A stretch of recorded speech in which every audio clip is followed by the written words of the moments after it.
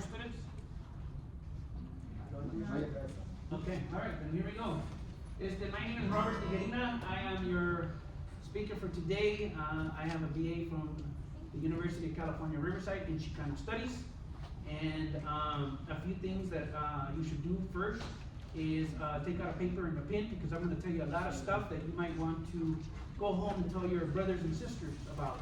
We're going to be talking about the Azteca, the Maya, the Inca, all the positive stuff versus the negative stuff that you've heard all your life. So you might want to just jot down some notes. Nobody's going to read your notes except yourself, so it doesn't matter, spelling doesn't matter. As long as you understand it, that's all that matters. All right, you're going to enjoy this workshop. As a matter of fact, you might go crazy, not so loony, and we might have to take you to the side. All right. The next thing I want to tell you is I want everybody to please take off your shoes and your socks. No, please don't.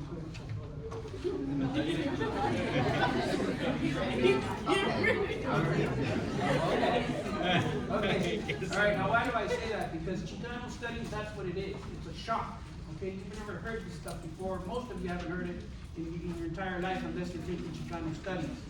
So, if you've ever seen the movie The Matrix, this is the same thing. It's the blue pill or the red pill. What really do you want to know? How much do you really want to know?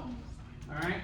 So there's three things that happen automatically. When I tell you your mother was raped or your father was raped, you're saying, well, no, you're crazy. I don't believe you.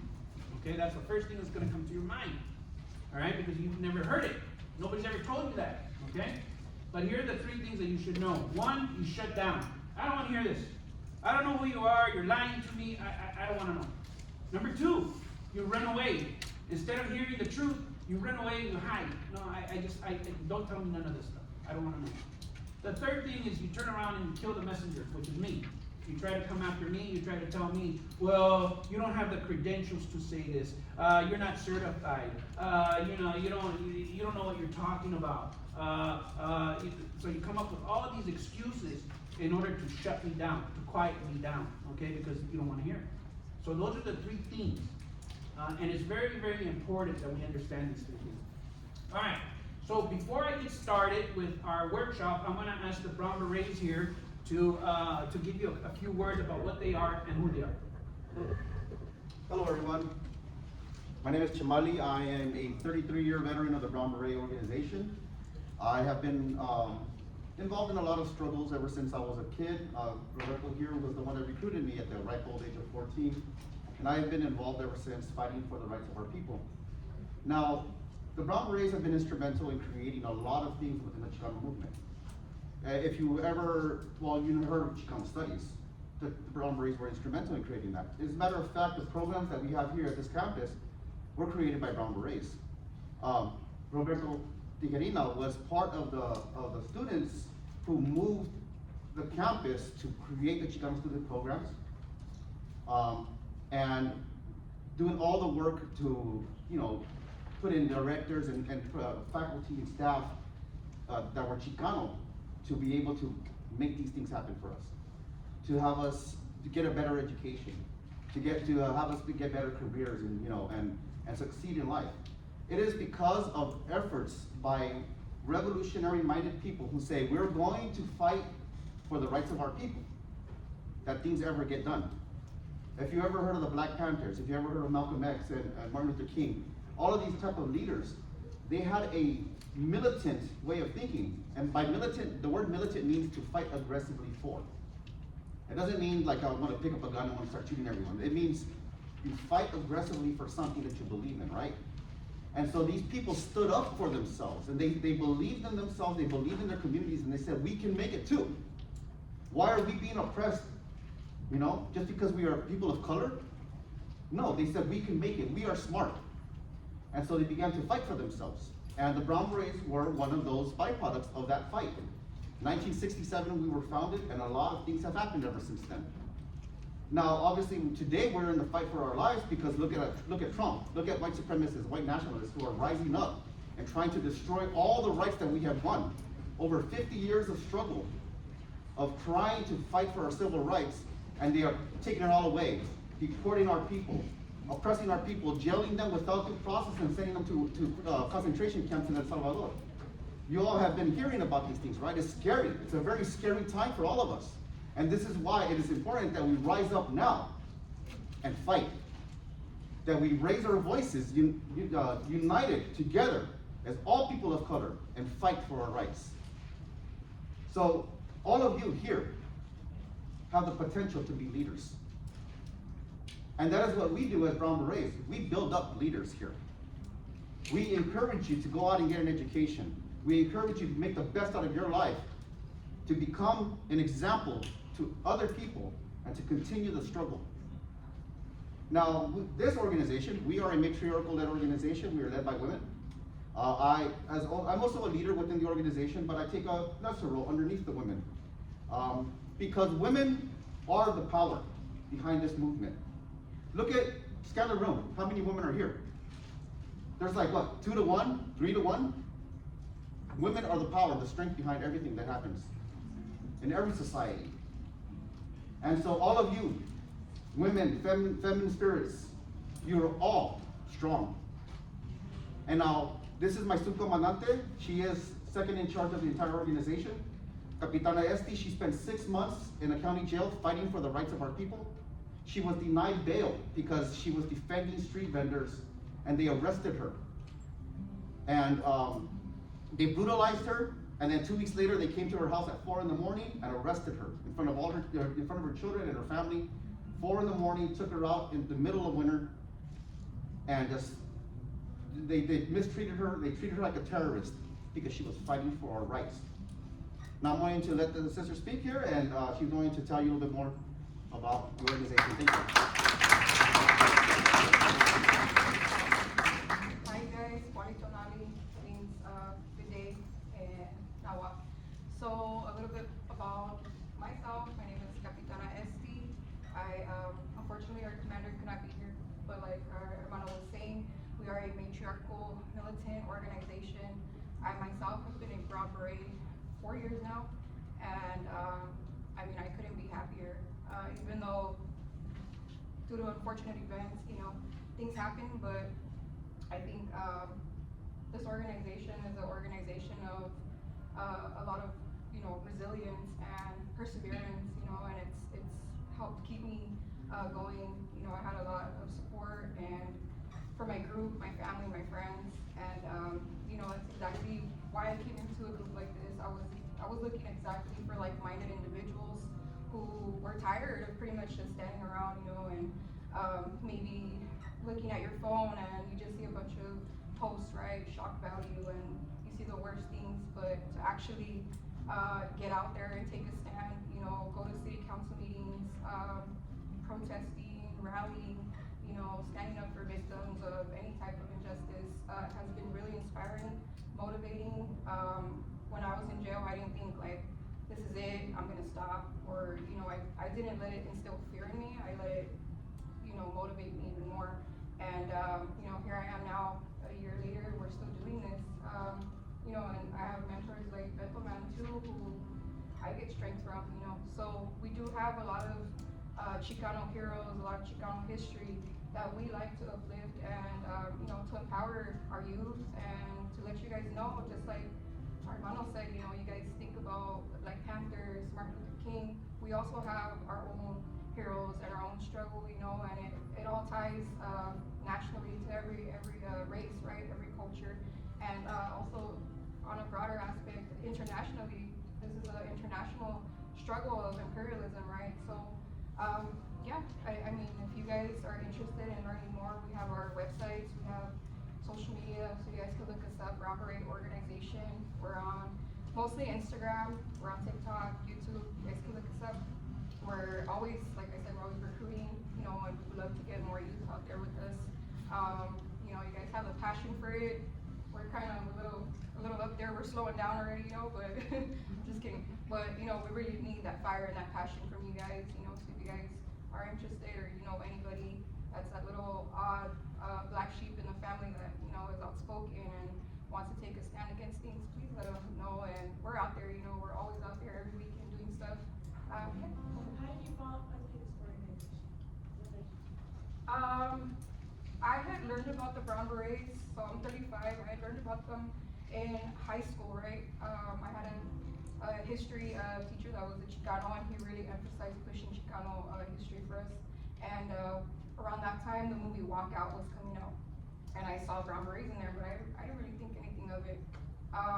So I guess it resurfaced back in 2020 with all the Black Lives Matter protests and stuff, and I saw brown berets in pictures, and I said, oh shoot, like, they're still around? Like, I thought that was just in the 60s, you know? So that led me to look it up on Instagram. I saw a bunch of chapters or units, I think they're called.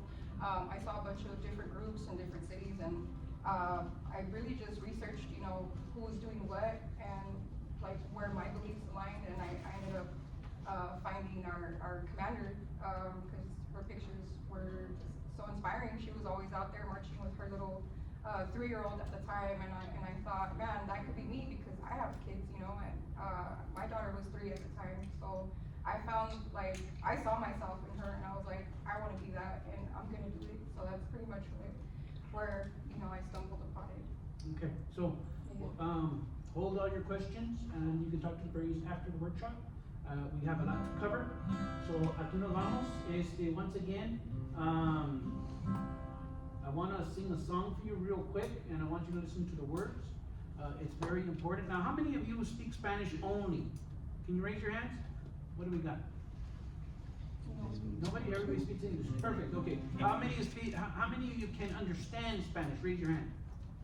Everybody? Oh, good. Okay. So I'm going to sing you a song that's mostly in Spanish.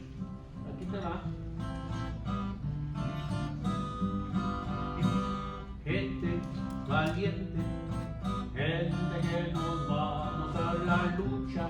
Escucha, escucha que la tierra es chicana, y me levanto en la mañana y sé que soy hijo del sol.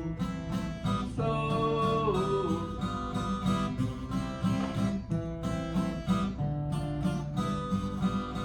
Mira la vida pues es fruto de la tierra, guerra, guerra contra el capitalista que continúa en su conquista de la gran gente del sol. Sol. Hey you, listen, listen to the people in the fields now, struggling, fighting for a better life and deal.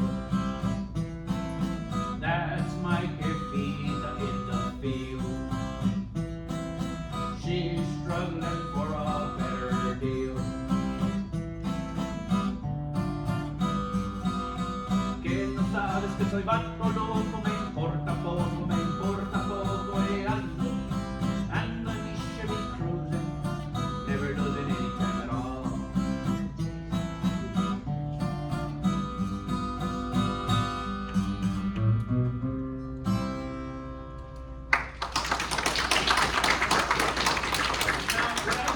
Is what we call a Chicano Movimiento song. It's a song of protest. It's a song of understanding. Now, I know a lot of you might be detached from the farm workers, but that's where your grandparents come from. And sometimes we need to relate to these people that are working out in the fields. So if you ever get a chance, go out there for a day, just one day, and work in the field for one day for free, for 10 hours in 126-degree temperature. And you'll know what the feeling is. Because see, again, there's an old indigenous saying that says, walk a mile in my moccasins. And that means experience what I have experienced, and then you'll know my tragedy. And we've all gone through that. All our grandparents have gone through that. So you have to understand that. So aquí te va. Let's get going with the Azteca, the Maya, the Inca. Now I'm going to say a lot of words, so I want you to be patient. I'm going to try to explain a lot of the words. So aquí te voy. Los aztecas, ¿quién eran? ¿De dónde venían? Who were they? Where did they come from? Well, first of all, we have walked this land for 150,000 years, from the Pacific coast to the Atlantic coast. Where she stops, nobody knows. Around and around we go. Órale, pues. And if they throw us across the border, we'll be back tomorrow, what's it? Órale. Because we are indigenous. We are Native American to this land, Chicanos. We are Azteca, Maya, Inca, Apache, Comanche, you name it. That's what we are. We are of those trees. Those trees that have been here. This is our land. And I don't care who puts the border. We have the right because we're migrants. Here's your first word, migrant. Okay? Migrant versus immigrant. An immigrant comes from across the ocean. It took him 3 months to get here. 3 months on a boat. That's an immigrant. We have always been here. We are migrants. But they tell you this word immigrant in order to detach you from your land, to make you think that you just arrived yesterday. But the Aztecas, they walked for 160 years from right here, from California, from Utah, from New Mexico, from Arizona. They walked 160 years until they found Lake Texcoco, which is underneath Mexico City today. And they built a great civilization called Tenochtitlan. So we are like the butterflies that return every season. We are the monarch butterflies. We are returning to our land. We are from here. So los Aztecas, what did they do? Who were they? Well, first of all, let's talk about the conquistador Hernán Cortés, general, the general that came here. He says, tenemos una enfermedad. We have a sickness. Y no más se puede curar con el oro. And it could only be cured with gold. So they were sick of greed, of avarice, of covetousness. They were sick down to their soul. And so the conquistador said that the Aztecs, they tore out hearts and ate them like Hannibal Lecter. Puro pinche pedo, raza, no me creen. They're lying to you, raza. So some people might get offended if I say pinche and pedo, okay? Alright. So pinche means stingy. And pedo, well, that could be like 5 different things, right? ¿Quieres pedo? You want to fight, right? ¿Estás pedo? I'm drunk, right? Okay. It could mean a lot of different things, okay? Alright. So, who are the Aztecs? That they tore out hearts and they threw out the bodies down the temple, ¿verdad? Well, the conquistadores exaggerated a lot of things, okay? But I'll tell you about the Aztecs, los Aztecas. They knew mathematics, they knew astronomy. They were doctors and dentists. Yes, dentists. They were putting jade inside your cavity. Para que mires. They aligned the whole city of Tenochtitlan. Tenochtitlan. They aligned the whole city to the stars. They were mathematicians. They put it all on a mathematical grid on the floor. And so then, los Aztecas, this city could hold up to 310,000 people. Only at that same time, England, London, and France, Paris could only hold 60,000. They had aqueducts to bring in the water, and they had a sewer system in which they took out all the stuff out of the city. Whereas in Europe, they didn't have sewers. They would throw everything out in the middle of the street, and if you stepped on it, too bad, so sad. And so then, we have to compare these things because you've never heard this. And so then, in Europe, they were dying. They polluted all their water. They had to drink beer. They had to literally drink beer because that's the only way. How do you kill microorganisms? They didn't know about microorganisms. So they had to brew the beer. And that's the only thing that they could drink because they polluted all their water, their rivers, their lakes. And so they were always drunk, okay? All right. Also, they didn't believe in taking showers. They wouldn't take a shower for a whole entire year. Believe it or not. The Aztecas took showers at least twice a day. So then, who was the savage? Who was the barbarian? Because that's what they tell us. That we were the savages, that we were the heathens, that we were the infidels, that we were the animals. And yet our civilization was more sophisticated than theirs. But these are the lies that they tell you each and every single day. And so then the Aztecas, what did they do? Well, our indigenous forefathers created maize, Maíz, what makes tortillas. We've been eating tortillas for 10,000 years. Out of maíz comes corn. Well, corn, what is corn? They took one little corn with a piece of weed and they wrapped it up and they grew the corn cob. This took thousands of years. But this corn cob, it would die if it wasn't for las manitas de nuestra gente. This is the first GMO. Without our manitas, the corn would die. Alright? So the corn, what do you get out of corn? 3,000 different products. You can't have chile picante corn nuts. What are they? You can't have tortillas. You can't have torritos. You can't have all kinds of stuff. Raza. You can't have popcorn. The Aztecs were eating popcorn, believe it or not. Yes, they discovered this stuff. They had a little dish called, a little dish with popcorn, little maple syrup, and some peanuts.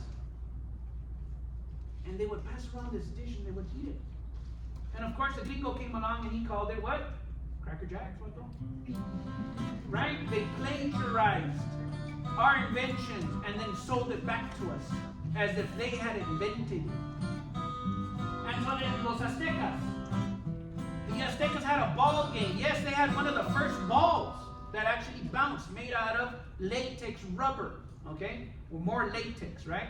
And the ball would bounce and the conquistador se asustó. And he took out his big old espada. And he said, ay mi Dios, el diablo, el diablo. And he killed the ball because he thought there was a spirit of the devil inside the ball. No pendejo.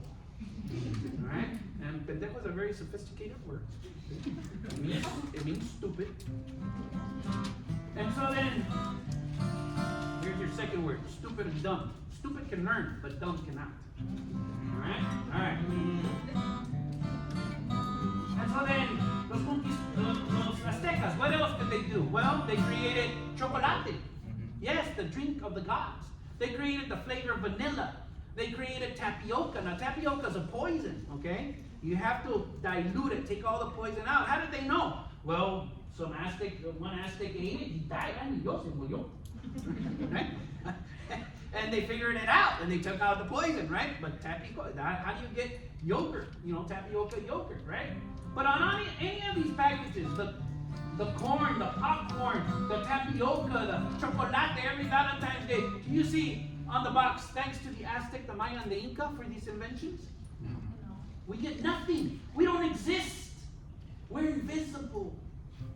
We get no credit of any kind.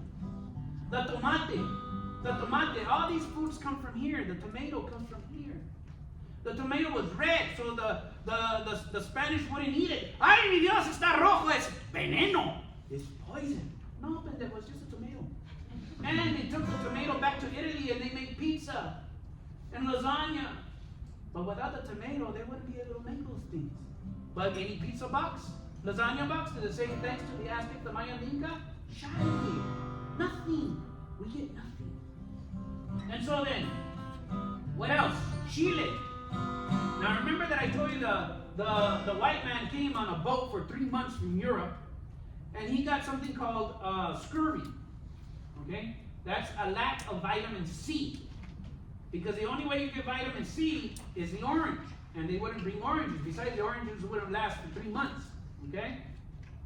So they got scurvy and they died. But all the Indians here, what did they eat? Chile. And the Chile has 4 times more vitamin C than the orange. But they wouldn't eat it. Oh no, too hot. No, oh my God, I can't eat this. Right? From one end to the other. Como quien dice, right? Too hot for them. They wouldn't eat it. And they made fun of our ancestors. You chili-eating beaner. That's what they would call us. Right? Now they all eat chili. Oh my God, this is so good. This is so great. Oh. Right? But it's only when they okay it. Not when we okay it. And so then, what else did the Aztecas do? Well, they had, of course, the ball game, and they would play this ball game, but you know what they also had? They had the knee pads. They had the elbow pads. They had an actual helmet. Now, in any football games, baseball games, basketball games, does it say anywhere? Thanks to the Aztec, the Maya, and the Inca for the balls? Nothing. We get nothing. And so then, los Aztecas. These are the Aztecs. And they're right in our face every single day, and we don't even know it. The word, the state, Cali, California. Where does the word Cali come from? C-A-L-L-I, Cali. It means foundation. The foundation, the ground, the sand that is next to the ocean. It is house. That's what it means. House, the foundation next to the water. That's Cali. The Spanish came and they added flour, California. Arizona. Arizona is a Nahuatl word. Now these are Nahuatl words. The Aztecas spoke Nahuatl. And so the word Arizona or Arizonac means where the silver is. So they had what we called a confederation, the Confederation of Anahuac. And the Confederation of Anahuac went from somewhere Colorado, Utah, all the way down through Central America. As a matter of fact, one of the last places is Nicaragua. Nicaragua is a Nahuatl word, believe it or not. So these people were all mixing. We're all the same people. The Azteca, the Maya, and the Inca. We're all the same people. And so then, many words, native words, are in all the states. Tennessee. Tennessee means the caucus. Okay, caucus is a Native American word. Tennessee is a Native American word. Dakota is a Native American word. It means friend. Minnesota means where the sky reflects, the water reflects the sky. Massachusetts means the Black Hills. All of these words. Utah is an indigenous tribe. Texas is an indigenous tribe. Kansas is an indigenous tribe. They're all around us, but they're invisible because they don't tell you any of this in your schools. And you don't know your own history. You know nothing about yourself. And in order, this is what we call the sacred hoop of life. You have to understand your past to understand the present, to know what to look for in the future, to know how to plan for the future. The Aztecas had what we call the Aztec Mayan calendar. And this calendar lasted for 26,000 years. A very, very long time. What's on there is 26,000 years, but it was foretold for 2,000 years into the future. 2012 was the last cycle of the Aztec calendar. And then we get into this, the Spanish, how they degraded us and made us look into like savages, like we're stupid, like we didn't know nothing, right? You see, this is what they say in the schools. The Aztecs, they had gods. And these gods told the Aztecs to tear out hearts, because if they didn't tear out these hearts, the sun wouldn't shine the next day. Puras pendejadas. Now tell me, this does not make sense. Tell me, if the Aztec calendar, Mayan calendar, lasted for 2,000 years, and they knew that the sun would rise every single day, then where did they get this stuff? Indigenous people knew that the sun would rise. And the only destruction comes every 26,000 years. Because the earth changes, the earth is rotating around the black hole. The Mayans knew about the black hole. They called it Mother Womb. How did they know? And that the progression goes around our whole solar system, our whole galaxy, and comes around in 26,000 years and resets itself. How did they know? The Mayans knew this. And so then, los Aztecas, these are the lies that they told about the Aztecas. And so then, many words that you speak today are Nahuatl words. Tacos, tostadas, all Aztec words, aguacate, chile, chipotle, chicano. All of these words are Nahuatl words, and you don't even know that you're speaking them because you think it's Spanish. We don't speak Spanish. Nobody speaks Spanish correctly. In Spain, they speak 17 different dialects of Spanish. So nobody speaks Spanish correctly. Don't ever let anybody tell you that you're not speaking Spanish correctly. Nobody does. And so then, we move forward to the Mayans. The Mayans, they created the mathematical zero. Yes, the zero.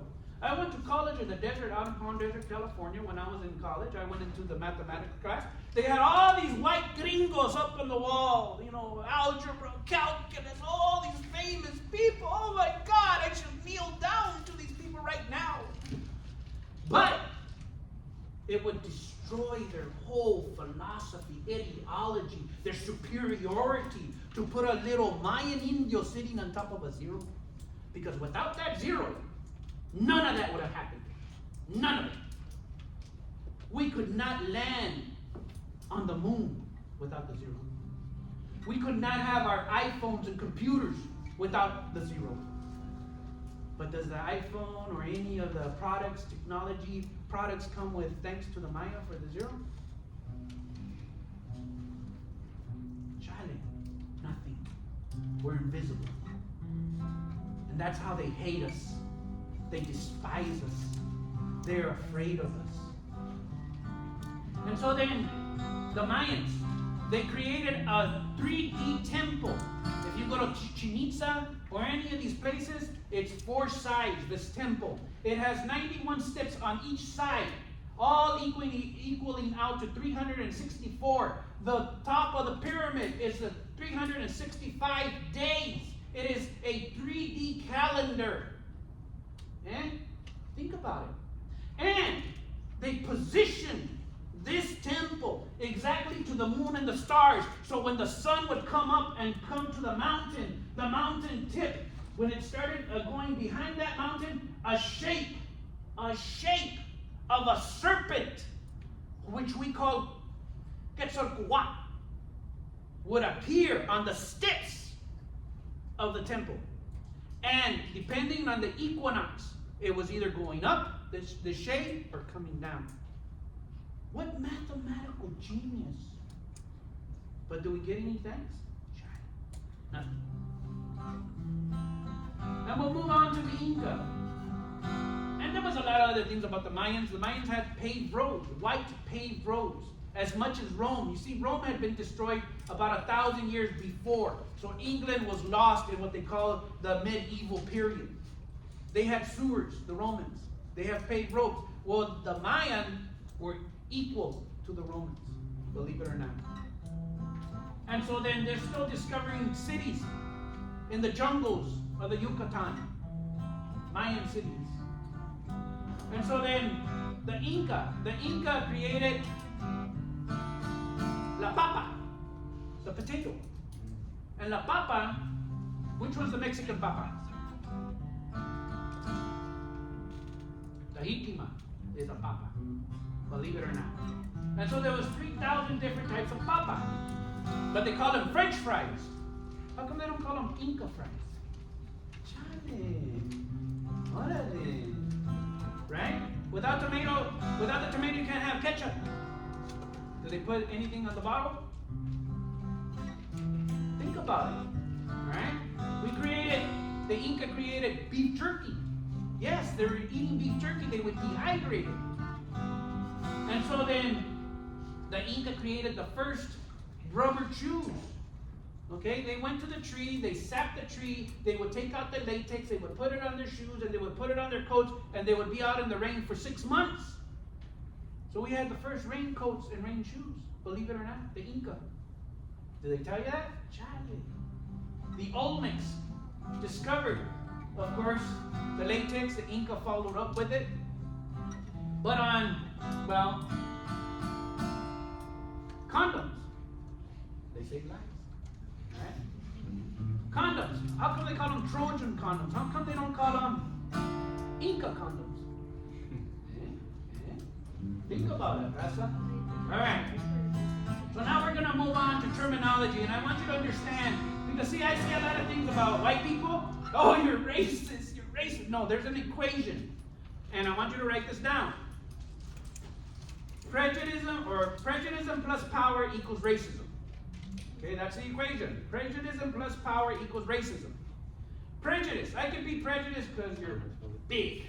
I can be prejudiced because you're tall. I can be prejudiced because you're a different color.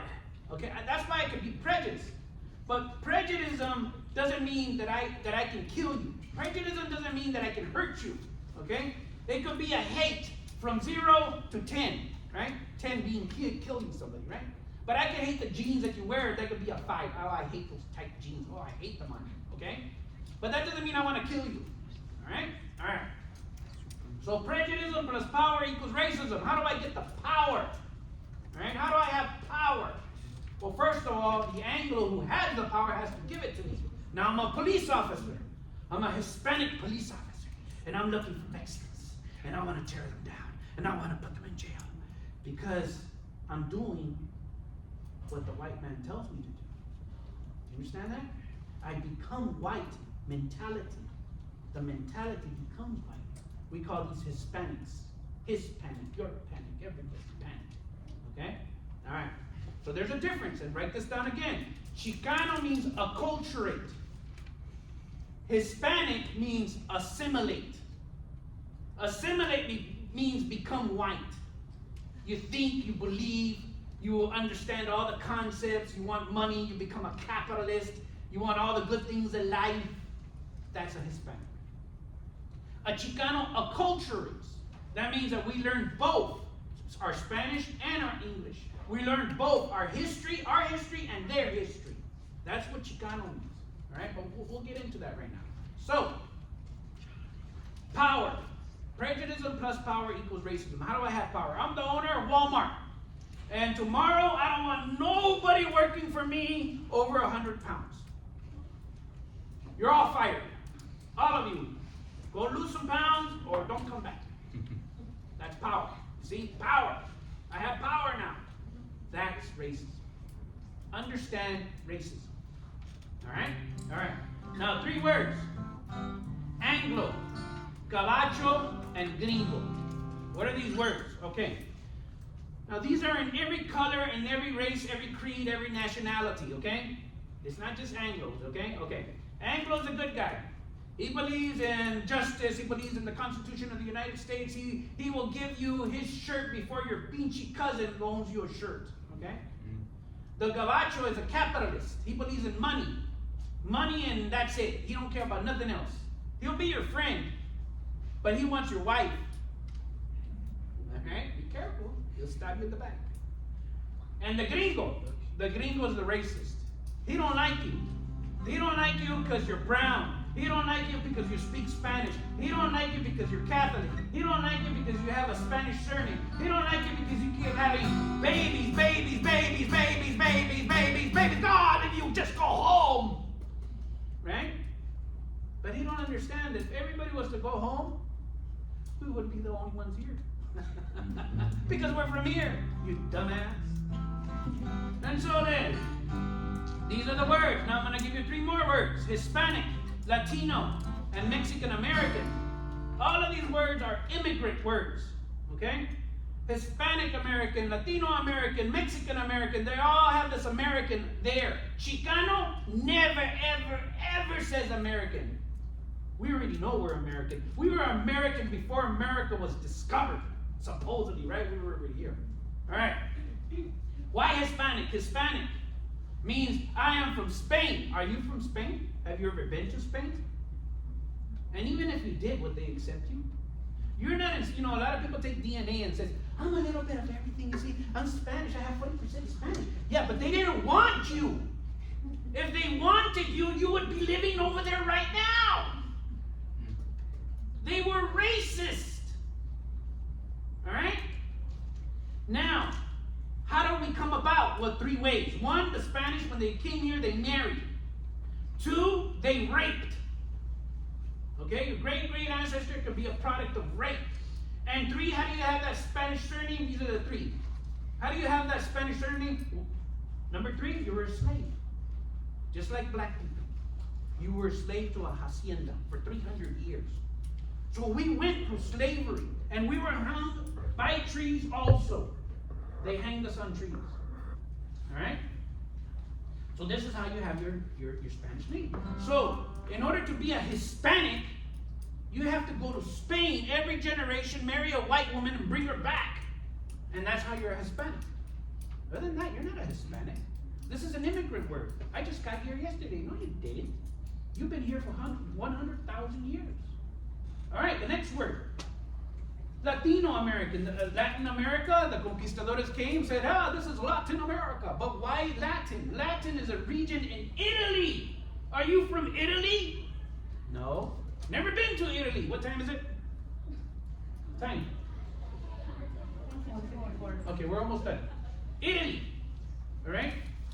So, you're not from Italy. Mexican American, yeah, you're Mexican, but one day you're going to be an American, not quite just yet, but you're going to be an American one day when you dye your hair blonde and put on blue contacts. Now, I'm not saying go dye your hair, okay, or if your hair is naturally blonde. That's not what I'm saying, all right? What I'm saying is that after 100,000 years, you're brown for a reason. Okay, you have jet black hair for a reason. But I just want to dye my hair blonde, right? But I get headaches every day. Well, pendeja, you keep putting on that dye. All right? So think about it. Why do you want to look different than your indigenous-looking grandmother? Why? You want to look better than her? Was she ugly to you? Because this is what they tell us in television. Only blonde, blue-eyed, these gods, these beautiful people, these special people. It's all lies. It's all lies. You better not. Bueno, one last thing before I let you go. We think, indigenous people think in a circle. White people think in a straight line, a square. It's in our food, right? See, circle, square. All right? These are the two emblems. Circle, indigenous people, tortilla, round and brown. Straight line, square, white bread. It's in your food, okay? Think about it. Órale, muchas gracias. Thank you. And if you want to come up here and touch me, or take a